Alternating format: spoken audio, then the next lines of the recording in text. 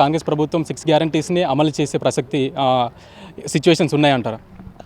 Telangana state అనేది అంటే ఇప్పటికి మనకు మిగులు బడ్జెట్ ఇప్పటికి కూడా చూసుకుంటే సో ఇంప్లిమెంట్ చేయొచ్చు. కాకపోతే దాంట్లో ఒక సిస్టమేటిక్ వే ఉండాలి. గతంలో కదా బీఆర్ఎస్ చేసినట్టు రైతు బంధు పేరిట కోట్ల ఎకరాలు ఉన్న 100 ఎకరాలు ఉన్న కోట్లు ఇస్తాం అట్లా కాకుండా ఒక సిస్టమేటిక్ వే అంటే ఇప్పుడు సంక్షేమం అనేది ఒక రేంజ్ వరకే ఉండాలి. ఎవరైతే పేదవాళ్ళు ఉన్నారో పూరెస్ట్ ఆఫ్ ది పూర్ను చూసి వాళ్ళకు కొంతవరకు చేయూతనియడం, మిగతా ఏదైతే బడ్జెట్ ఉంటుందో రిమైనింగ్ బడ్జెట్ క్యాపిటల్ ఏదైనా మూలధనంగా ఖర్చు పెట్టి డెవలప్మెంటల్ ఇష్యూస్ పైన పెట్టి తర్వాత ఫర్దర్గా ఫ్యూచర్ జనరేషన్కి యూజ్ అయ్యే విధంగా చేస్తే ఇక్కడ కూడా అవుతుంది. కాకపోతే ఒక సిస్టమేటిక్ వేగా ఇప్పుడు ఏదైతే ఫ్రీ బస్ పెట్టిరో దాంట్లో అందరికి కాకుండా ఒక లబ్ధిదారులను వైట్ రేషన్ కార్డు వలన లేకపోతే ఒక కాలేజ్ స్టూడెంట్స్న ప్రెగ్నెన్సీ ఉమెన్స్ ఒక సర్టెన్ ఏజ్ దాటిన పెద్దవాళ్ళని అట్లా ఒక సిస్టమేటిక్గా పెడితే బాగుంటుందని మేము అనుకుంటాం. ఎందుకంటే చాలామంది ప్రజలు కూడా కొంతవరకు అఫోర్డ్ చేయగలుగుతారు.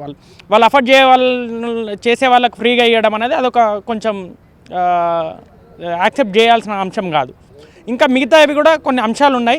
గతంలో బీఆర్ఎస్ ప్రభుత్వం ఏదైతే వాళ్ళకు సంబంధించిన వాళ్లకు అంటే ఎక్కువ మోతాదులో ధనం ఉన్న వాళ్ళకు ధనం చేకూర్చడానికి కొత్త జీవోలు తీసుకొచ్చి కొత్త పథకాల పేరిట ఏవైతే చేసిందో ఆ విధంగా కాకుండా ఒక సిస్టమేటిక్ వేలో నిజమైన పేదలకు ఏ విధంగా ఎంతవరకు సాయం చేసినా వాళ్ళు బయటపడడానికి ఏ విధంగా ఎన్ని విధాలుగా ఉపయోగం ఉంటే అన్ని విధాలుగా చేయూతనిచ్చి బయటకి తీసుకురావచ్చు, తప్పేం లేదు.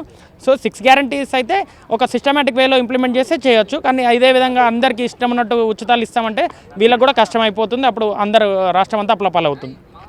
ప్రజాపాలన అనే పేరుతో ప్రజావాణి అనేది ఒక కార్యక్రమం శ్రీకారం చుట్టారు కాంగ్రెస్ ప్రభుత్వం. ప్రజావాణి అనేది ఎంతవరకు సక్సెస్ అయిందని చెప్పేసి మీరు అనుకుంటున్నారు? ప్రజావాణి సక్సెస్ అనే దానికంటే ఒక కామన్ మ్యాన్కి లోకల్లో తనకు ఒక సిస్టమేటిక్ హైరార్కీ వేలో ఒక గ్రామ స్థాయిలో, మండల స్థాయిలో, జిల్లా స్థాయిలో వాళ్ళకి న్యాయం జరగనప్పుడు ఇక అల్టిమేట్గా వాళ్ళకు ఉన్నది రాష్ట్ర స్థాయిలో ముఖ్యమంత్రి, ఆ స్థాయిలో నాయకులు తప్ప వాళ్ళకి ఎవరు ఉండదు. వాళ్ళకు కనీసం పోయి తీసుకొని ఇవ్వడం వలన వాళ్ళ సమస్య సగం పరిష్కారమైందనే భావనలో ఉంటారు. సో కానీ అది ఒక మంచి తరుణమే. ఎందుకంటే గతంలో రాజశేఖర రెడ్డి కానీ వాళ్ళు పెట్టినప్పుడు ఒక సిస్టమేటిక్గా ఒక 20-30 మంది ఐఏఎస్ క్యాడర్ వాళ్ళు ఉండి దాన్ని ఒక మానిటర్ చేసేవాళ్ళు.